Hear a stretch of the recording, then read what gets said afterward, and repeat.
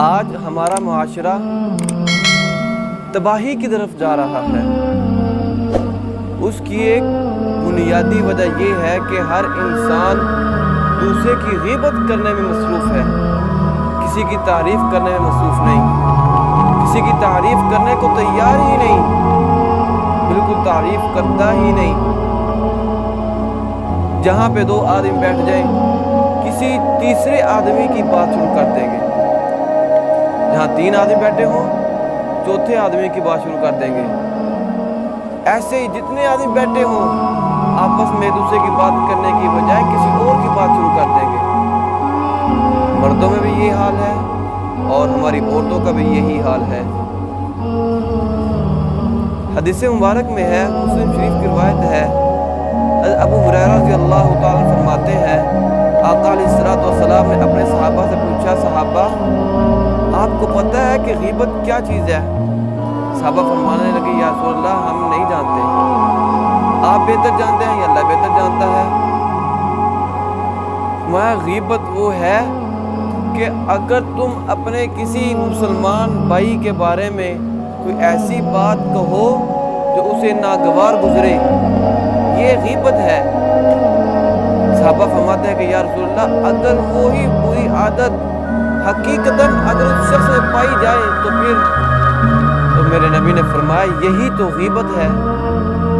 فرمایا کہ اگر وہ عادت اس میں نہ پائی جائے تو پھر کہا گیا یہ تو بہتان ہے اور یہ غیبت سے بڑا گناہ ہے۔ ہم اس کو بالکل معمولی سا بھی نہیں لیتے، ہم اس کو گناہ سمجھتے ہی نہیں۔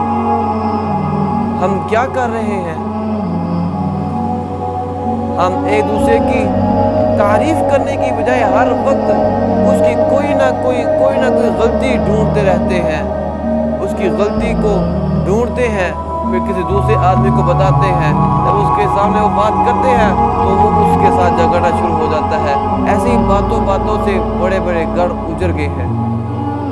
ساس اور بہو کی لڑائی اسی وجہ سے ہے کہ جب بہو اپنے میکے جاتی ہے، اپنے گھر جاتی ہے تو وہاں پہ جا کے اپنی جو ساس ہے اس کی باتیں کرتی ہے، اور جو ساس ہے اپنے رشتہ داروں میں کہیں بھی جائے وہاں پہ جا کے اپنے بہو کے بارے میں باتیں کرتی ہے۔ اب یہ دونوں گھر رہتے تو ایک جگہ ہے لیکن بالکل ویران پڑے ہیں۔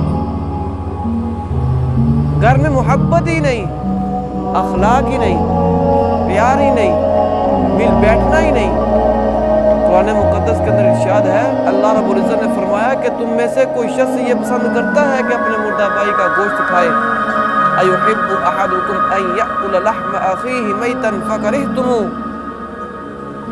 بھائی غیبت کی وجہ سے ہے، یہ گناہ ہے کہ غیبت کرنا ایسا ناپسندیدہ عمل ہے۔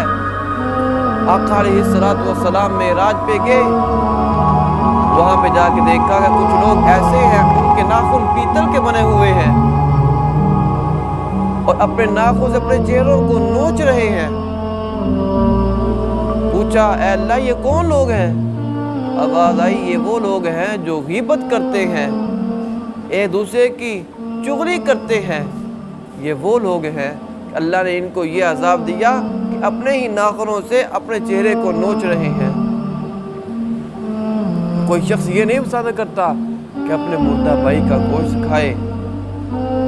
غیبت نہ کرو کسی کی۔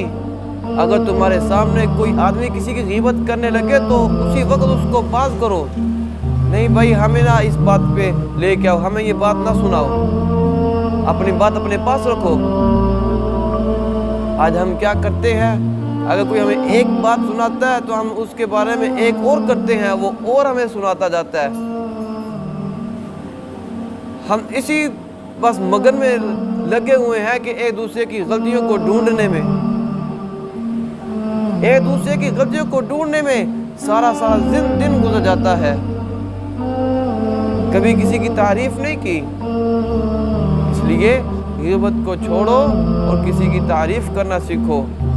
غیبت کرنا بہت بڑا گناہ ہے۔